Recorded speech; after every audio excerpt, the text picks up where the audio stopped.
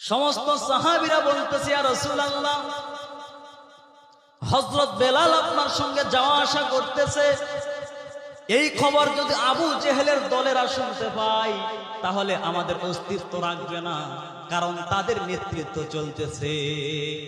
আল্লাহ রাসূল বলতেছে, তোমরা চিন্তা করো না, আজকে রাত্রেই হযরত বেলাল এসে আমার হাতে ঈমান গ্রহণ করবে।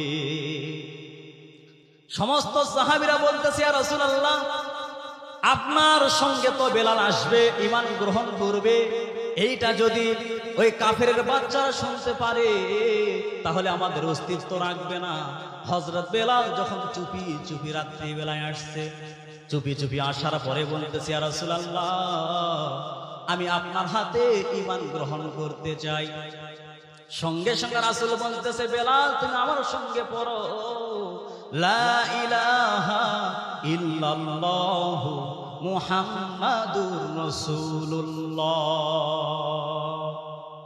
সঙ্গে সঙ্গে আবু বকর বেলালের হাতটা ধরে বলতেছে, বেলাল ভাই, রাতের অন্ধকারে তুমি যেইটা গ্রহণ করলে দিনের আলোতে তুমি যেন প্রকাশ না করো।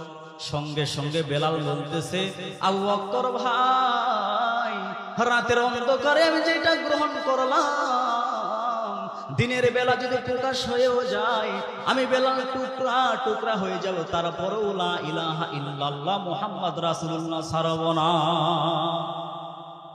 সঙ্গে সঙ্গে রাসূল বলতেছে, আবু বকর বেলালকে যেইভাবে আমি কালিমা পড়ায় দিয়েছি, এইটা শুধু ইকরার বিল লিসান নয়, এইটা শুধু তাসদিক বিল জানান নয়, এইটা শুধু আমল বিল আরকান নয়, এর মধ্যে তিনটাই আছে আমি দেখতে পাচ্ছি। হযরত বেলাল আসার পরে আবু জেহেলের কানে যাওয়ার পরে আবু জেহেল বলতেছে, বেলাল তুমি কোন তালে মুহাম্মাদের দলে গেলে রে? বেলাল তুমি কোন তালে মুহাম্মাদের দলে গেলে? তোমাকে আমি নেতা বানায়া দিব, তোমাকে আমি নেতা বানায়া দিব। তুমি একটি কাজ করো, তুমি আব্দুল্লাহর ইতিম পোলাকে ছাইরা দাও, ওই মুহাম্মাদকে ছেড়ে দাও, তোমাকে আমি নেতা বানাবো। সঙ্গে সঙ্গে বেলাল বলতেছে, আমি এমন একটি জিনিস পেয়েছি, সেই জিনিসটার দাম এতই যে পুরা দুনিয়া আমাকে যদি ছাড়ে তারপরেও আমি সেই জিনিসটা ছাড়ব না। সঙ্গে সঙ্গে আবু জেহেল বলতেছে, এভাবে হবে না, সারাদিন তাকে মারতে হবে। আবু জেহেল হুকুম দিল হযরত বেলালের জিকির বন্ধ করার জন্য সারাদিন মারতে হবে। হযরত বেলালকে সারাদিন ধরে মেরেছে, পুরা কালো চেহারা রক্তাক্ত হয়েছে। আবু জেহেলের মতন পাষাণ হৃদয়ের মানুষ এসে বলতেছে, রে মক্কার মোরেলেরা মারতে বলেছি তাই বলে তোমরা এত মার মারবে? আবু জেহেলের মতন পাষাণ হৃদয়ের মতন মানুষ চোখ দিয়ে দর দর করে পানি পড়তেছে।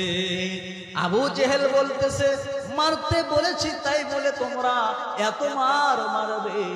সমস্ত মক্কার মোরেলা বলতেছে, নেতাজি আমরা সারাদিন ধরে মারলাম তারপরেও তো রাসূলের কালেমা ছাড়ে না। আবু জেহেল বেলালের মুখের কাছে কানটা লাগায় দেখতেছে, বেলাল আল্লাহ আল্লাহ আল্লাহ আল্লাহ বলতেছে।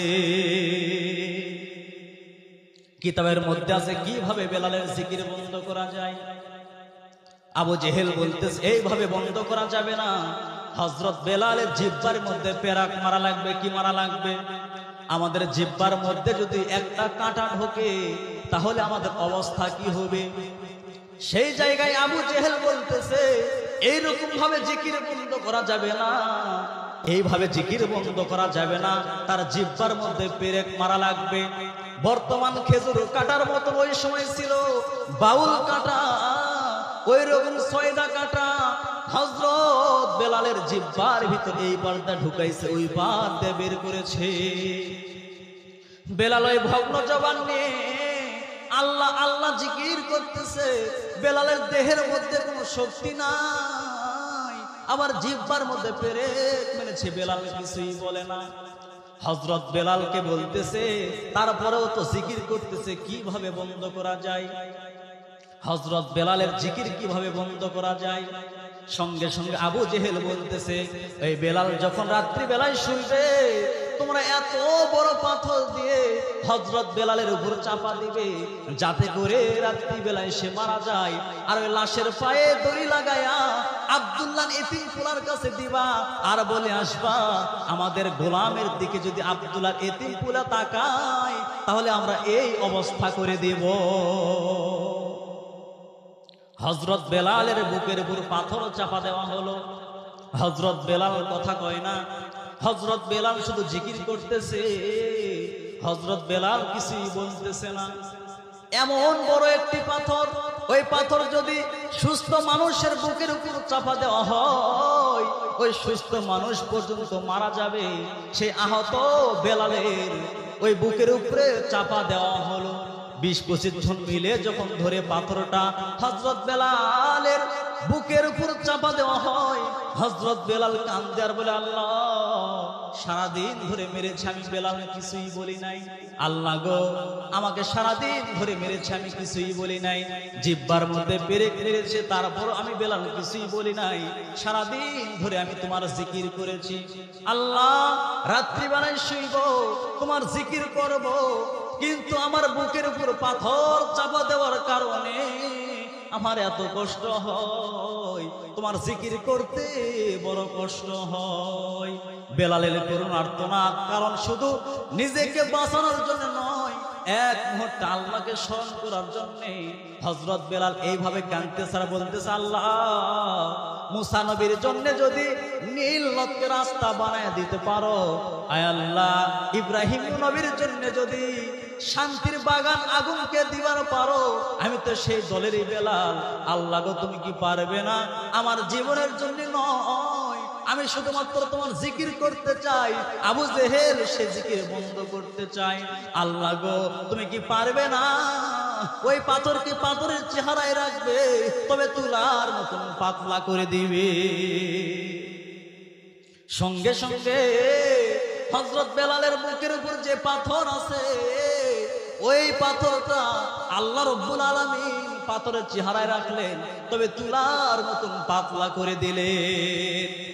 সকাল বেলায় আবু জেহেলের লোকেরা এসে দেখতেছে বেলাল তো মরে নাই, বেলাল তো মরে নাই, বরং বেলালের বুকের উপর যে পাথর চাপা দেওয়া হয়েছিল, আবু জেহেল বলতেছে সুস্থ মানুষকে যদি এই পাথর দেওয়া হয় তাহলে সুস্থ মানুষ পর্যন্ত মারা যাবে, কিন্তু আহত বেলালের কিছুই হলো না। কারণ কি?